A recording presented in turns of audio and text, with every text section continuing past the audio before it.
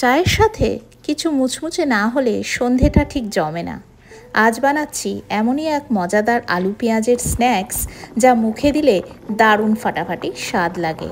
আজকের রেসিপিতে আছে খুব সাধারণ ঘরের উপকরণ, আলু আর পেঁয়াজ, কম তেলে ভাজা, খেতে দারুণ ক্রিস্পি, আর বানাতেও সময় লাগে মাত্র 10 মিনিট। তো এই রেসিপিটা বানানোর জন্য আমি 3টে মিডিয়াম সাইজের আলু ভালো করে ডুমো ডুমো করে কেটে এইভাবে একটু হালকা লবণ দিয়ে সেদ্ধ করে নিচ্ছি।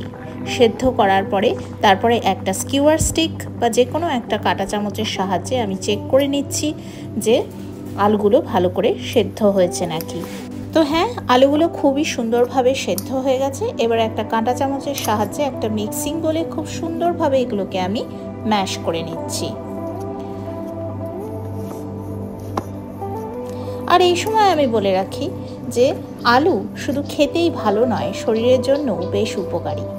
আলুতে থাকে ভিটামিন সি, B6 আর পটাশিয়াম, যা আমাদের রোগ প্রতিরোধ ক্ষমতা বাড়ায়। আলুতে থাকা ফাইবার হজমে সাহায্য করে, আর সবচেয়ে বড় কথা, এটা দ্রুত এনার্জি দেয়।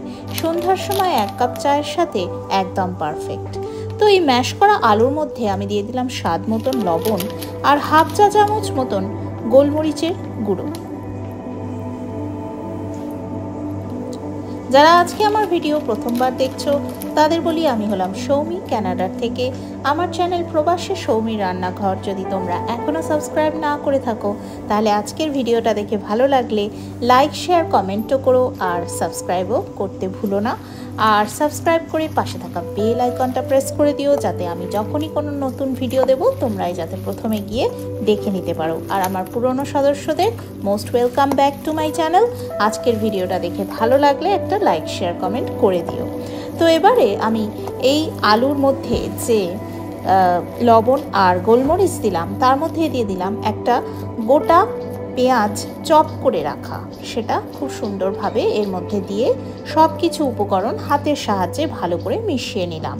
মিশিয়ে নিয়ে তারপরে এইভাবে হাতে চেপে চেপে চ্যাপটা একটা শেপ দিলাম। শেপটা দিয়ে তার মধ্যে আমি দিয়ে দিচ্ছি স্লাইস চিজ। আমি অল্প অল্প কেটে রেখেছি, সেই স্লাইস চিজ দিয়ে আরেকটু আলুর মিক্সচারটা নিয়ে ভালো করে এটা কভার করে একটা চ্যাপটা শেপ দিয়ে দিচ্ছি। এটা ভীষণ একটা easy to make snacks recipe.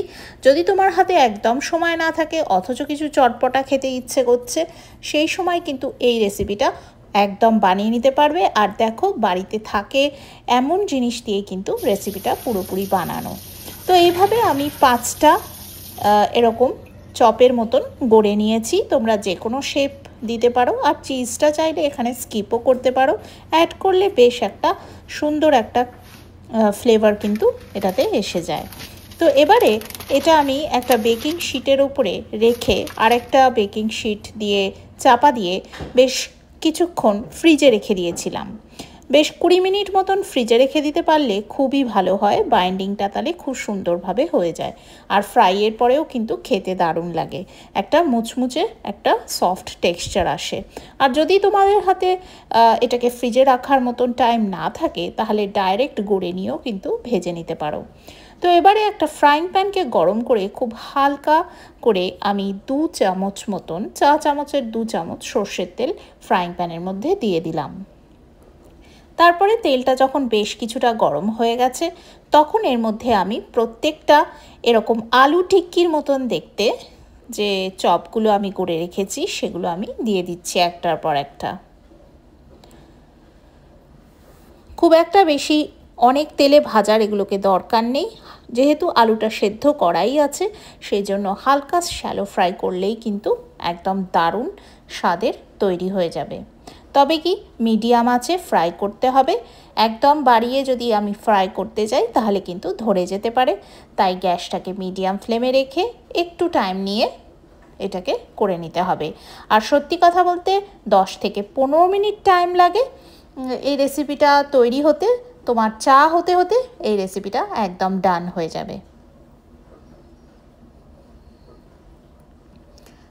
তো একটা পিঠ সুন্দরভাবে ভাজা হয়ে গেলে আরেকটা দিককে উল্টে আমি ওই পিঠটাও কিন্তু গোল্ডেন ব্রাউন কালার করে নেব।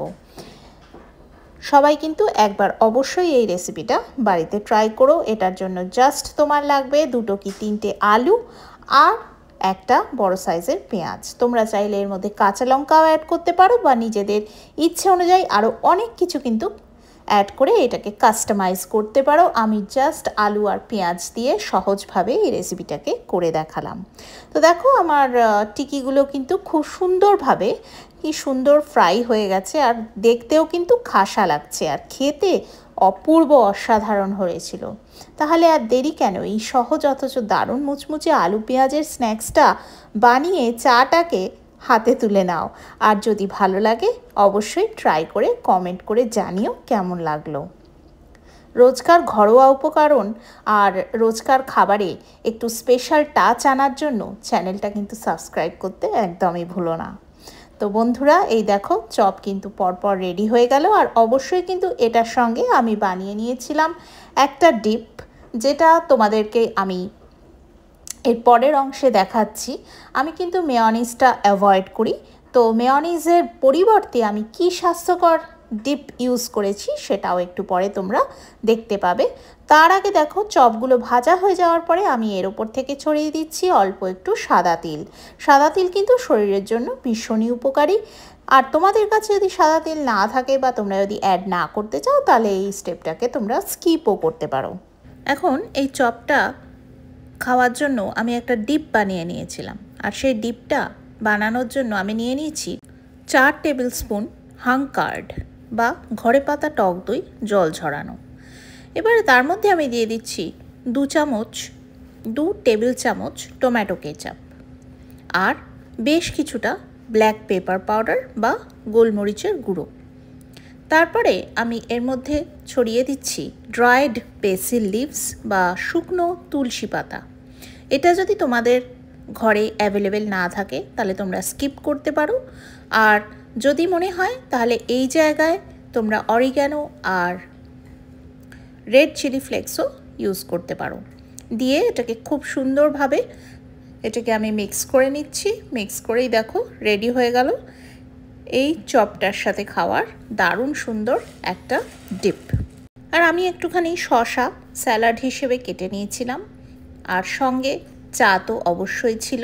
তো সুতরাং চায়ের সাথে পারফেক্ট একটা কম্বিনেশন এই আলুর চপ, সঙ্গে ডিপ আর শসা স্যালাড হিসেবে, আর সঙ্গে মুড়ি থাকলে তো দারুণ হয়।